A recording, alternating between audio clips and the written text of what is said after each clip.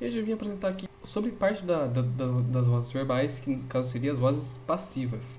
Vamos lá então? Let's go! Aqui temos a voz passiva. Eduardo, mas o que diferencia a voz ativa, a voz passiva e a voz reflexiva? Aí que entra a questão, pequeno padawan.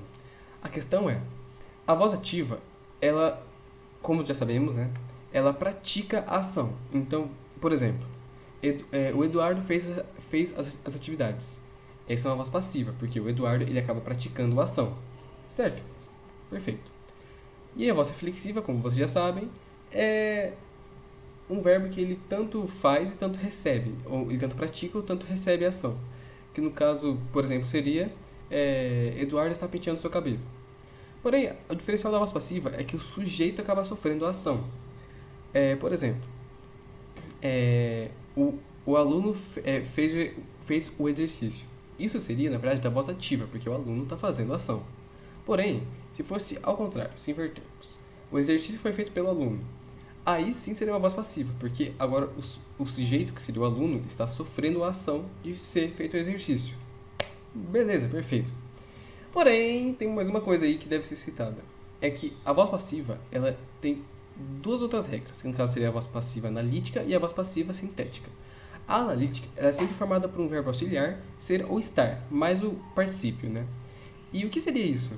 É como se basicamente você... Por exemplo, o diretor escreveu a carta. Voz passiva. Não, perdão, voz ativa. Já a carta foi escrita pelo diretor. Voz passiva analítica. Entenderam? Perfeito, então. Voz passiva sintética. A voz passiva sintética ela sempre é formada pelo verbo mais se.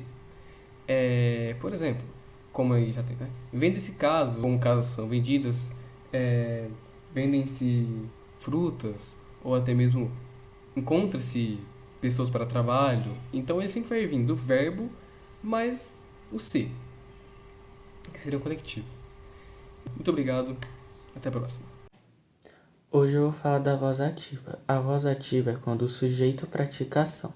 A estrutura é sujeito mais verbo mais complemento. Exemplo: o aluno fez o exercício. O sujeito é aluno, quem faz a ação. Já na voz passiva ficaria: o exercício foi feito pelo aluno. A voz passiva é quando o sujeito sofre a ação. Já na ativa é quando ele pratica a ação. Então é isso e falou. Agora sobre a voz reflexiva.